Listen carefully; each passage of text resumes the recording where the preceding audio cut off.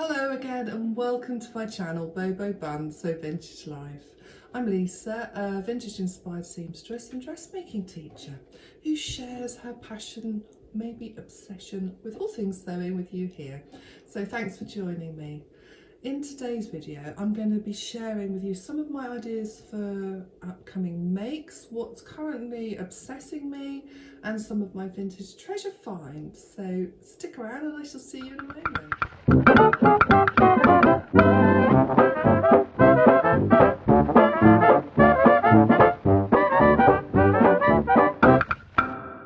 Now before we get started, I just want to tell you what I'm wearing. This is a recent pattern release from Jennifer Lauren Handmade and it's called the Kinfolk Dress.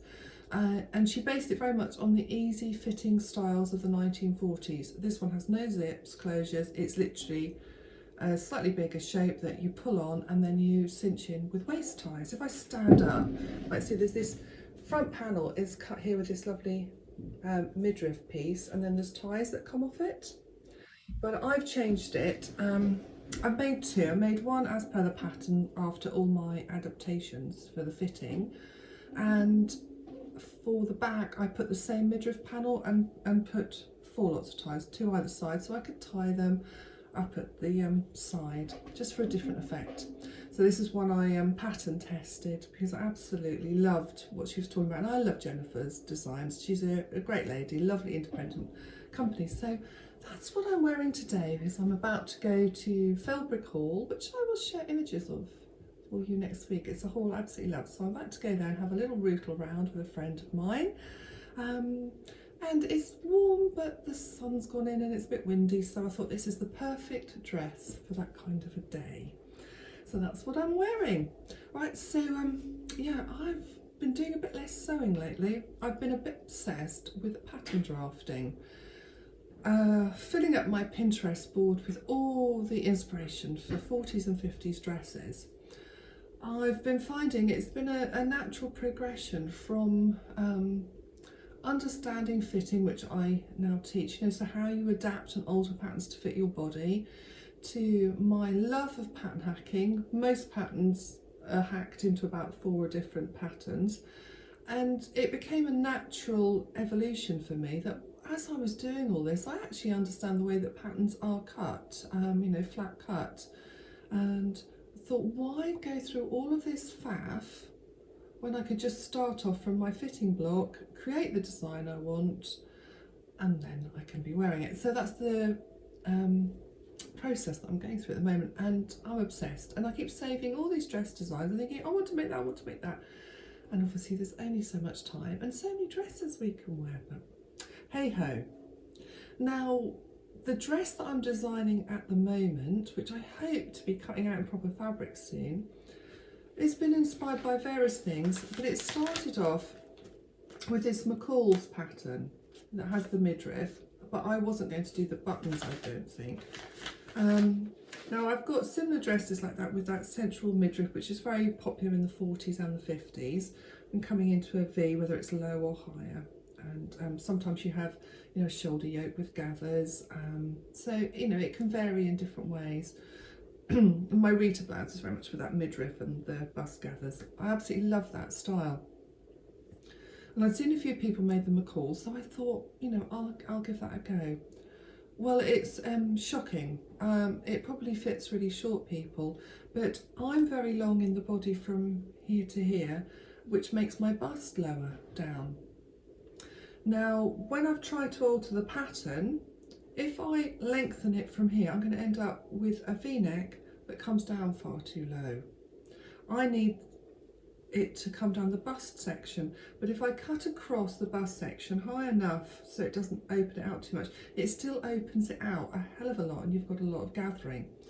So I tried doing a full bust adjustment on it, a small bust. I've tried to do all sorts of things to alter this pattern, and it's just a swine and a sod, and I know I'd get there, but it's just so much work for an out of the packet pattern. I just can't be bothered. So I thought, you know what, I'm going to draft this from scratch. So that's what I'm doing at the moment.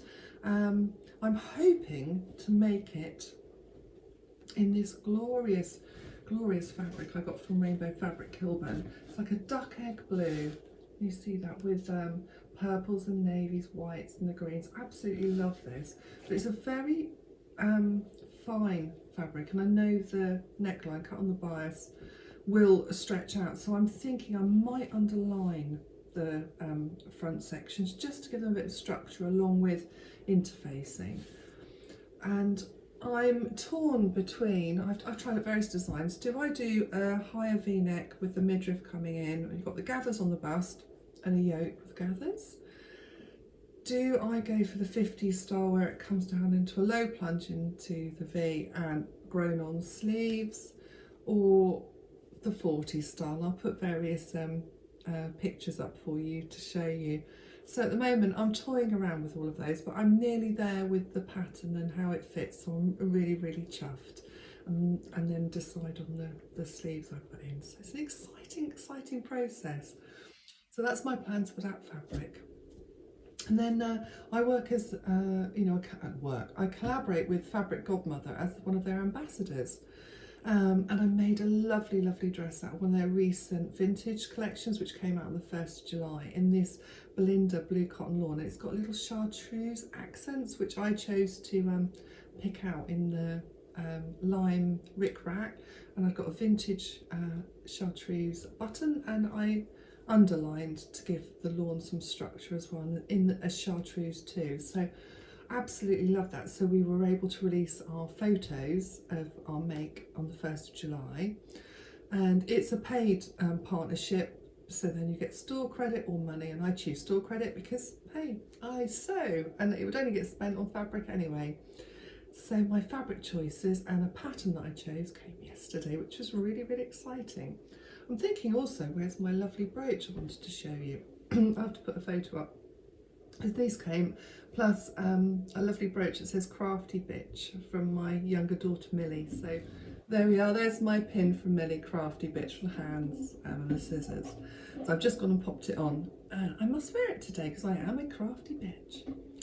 Anyway, well, I was telling you, that came, and my fabric came. Now, I've long wanted this. This was the one I actually wanted to work on in the promotion, but it went to some other people, so I knew I was going to be buying it. It's the most glorious. It's a viscose lawn. I mean, look at that.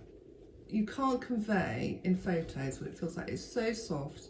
The drape and the movement in it is just beautiful, with all of these beautiful colours. And I found a hot pink handbag yesterday, which will go with this and lots of other things. So I want to make the most of these stripes, and I am torn between making a Rita blouse, but actually I want to make it a little bit higher, so this goes more into the autumn, maybe winter. And I was thinking about making the Rita sleeves a little bit longer with the frills, how I do the elasticated channel. I'm thinking about the stripes will work really well in the Rita that way, in the midriff section. And I was thinking whether I do a patio skirt, so I've got the 3 tiers of gathers, making the most of these, but I want to make sure I've got enough so that each of the floral sections will match up in the stripes. And if not, I will do a box pleat skirt. I'd really like a big, I can see this because it's just so country style, and I just want sort of more of a peasanty sort of theme, you know, going back to the lovely 40s and 50s dresses of their style. So, and I want to make a tie, you know, bow at the neck. Oh, so very pleased and excited to get going with that one. So it's got to be washed. I've not washed it so I could show it to you. And then this absolute beauty, this is called Eyre, and I think the last fabric's called Dolores. I will put links up for these. I will remember to put them down the bottom. This is a beautiful crepe. It's in a cream, and I really do suit a cream, being dark haired. And then it's got the tiniest pale pink flowers, burgundy, and then the sort of brush strokes of grey through it. It's got a very vintage feel. Absolutely adore this. I might have to go back and get more because I think it'd make a glorious dress, despite my rule of not wearing white dresses for fear of marking them. It's just divine. Absolutely love this. So I'd already decided I wanted this, and in the video Josie, who owns Fabric Godmother, was wearing a blouse made in this fabric, And I've looked at the Nina Lee London Bakerloo blouse with its high neck, but it's got these big ruffles here, and I've got big boobs. I don't want like more stuff going on them. I like tight fitted, but just not more stuff on the boobs. So I knew I wanted that style blouse, but Josie was wearing this blouse, Victoria by Fibre Mid, so I popped that in with my order. So it's got this lovely high neck here, and then a V with the gather. So I think that should work on my shape. So that's what I'm going to be making. I think that would be great, you know, going through for the cooler weather and into the winter. And I'm making a burgundy cardigan. I've got various colours. I just think that's going to mix and match into my wardrobe beautifully. So really, really excited about those. And then yesterday I had to go out and get some supplies for a workshop I'm teaching at the weekend. You know, I teach sewing classes 5 times in the week, and then I sometimes add on extra workshops for people to do a whole day of sewing. So I had to go and get some supplies for that. And I popped into the charity shop, and the charity shop gods were feeling very, very kind towards me. So I got this marvellous pink handbag, which I've talked about. And then I saw this. It's all rattling in the box. I've never seen one before. It's a skirt marker. And all the bits are there, and you make the stand and set it at the level you want. And then you've got this squeezy thing, you go, and it squidges out chalk, hopefully. I have been told by one of my followers on Instagram that somebody has done a review of these on YouTube. I can't remember who she is now. I'll try and put a link as well. Anyway, so she's done a review and this one's in there. So looking forward to giving that a go, because I really hate hemming. You know, it's not an easy job getting that all straight after your skirt's hung on your own. It's doable, but hopefully this will make the job even easier. And then, I mean, there were so many vintage patterns there yesterday, and I was good. I just picked the ones I wanted, and they were in my size. So look, there's this Butterick Suit. I mean, it's just so delightful. That fitted suit. I thought she was holding a riding crop, you know, she's being a bit dominatrix, but no, I think, yeah, it's an umbrella. She's not being a naughty Butterick 1950s lady. Got that one, and then this Vogue. I mean, that is just knockout, isn't it? It makes me think of Morticia Adams. It's got that very pointed look, and I think the Closet Historian actually drafts some bodices very similar to this to a point. It's just absolutely beautiful. And then I've got this one. What's his name? Joe Matley. He was a member of London's couture group. So this is a Vogue couture he designed for film as well. So that's a beautiful Vogue pattern for the jacket and the skirt. So I think I'll be trying out. I could just see that in a lovely plaid for the winter months. So absolutely love that. Maybe I should make it as a matching suit. It's just glorious.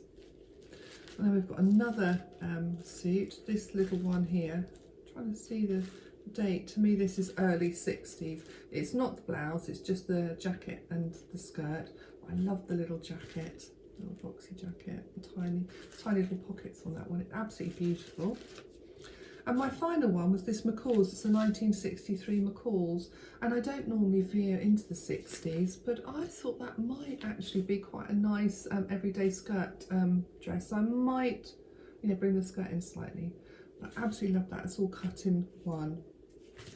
So very exciting finds. I've certainly got lots to keep myself busy with at the moment, and yeah, can't wait to be showing you how these all come about. So I hope you've enjoyed today's video, just to catch up with where my head's at with the creativity and whatnot.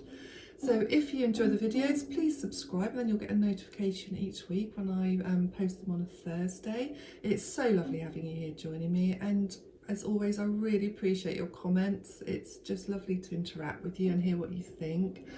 And I'm so glad you really enjoyed last week's video. It was just a joy to share said dress. If you can see her still lurking on the mannequin, I've not taken her off yet. So that was lovely to share that with you and to hear your stories also. So until next time, thanks for joining me today, and I shall see you next week.